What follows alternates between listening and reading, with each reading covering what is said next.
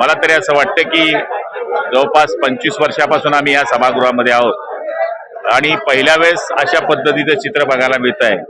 जे कोणीही केलं असेल ते चित्र फार चुकीचं आहे आणि लोकशाही करता घातक आहे.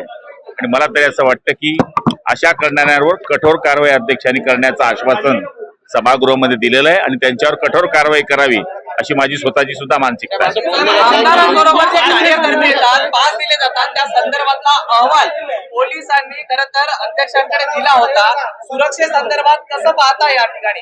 त्या अध्यक्षांनी त्या बाबतीत सुद्धा आज माहिती मागितलेली आहे की पासेस कशा दिल्या गेल्या, का कारणास्तव दिल्या गेल्या, बैठकीच्या आलेल्या लोकांना दिल्या गेल्या किंवा शिष्टमंडळवाल्यांना दिल्या गेल्या, कशा दिल्या गेल्या, काय कारणास्तव दिल्या गेल्या याची सुद्धा त्यांनी माहिती मागवलेली आहे आणि उद्यापर्यंत अहवाल देण्याचं त्यांनी या ठिकाणी आदेश केलेले आहे. अनेकदा पाहिलं तर आमदार लॉबीपर्यंत आपल्या कार्यकर्त्यांना घेऊन जातात.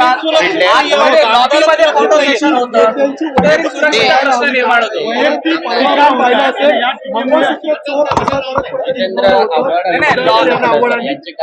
हे बघा आता चौकशीमध्ये येईल आणि आता तर आपल्या बांधवांनी मला इथे मोबाईल मध्ये दाखवलंय, त्यामुळे सगळं सीसीच्या अंडर असल्यामुळे ते आता चौकशीमध्ये येणार आहे आणि जे दोषी असतील त्यांच्यावर कारवाई करावी ही सभागृहाची सुद्धा भावना आहे आणि आपल्याची तुमची सुद्धा भावना आहे आणि पुऱ्या महाराष्ट्राची भावना आहे.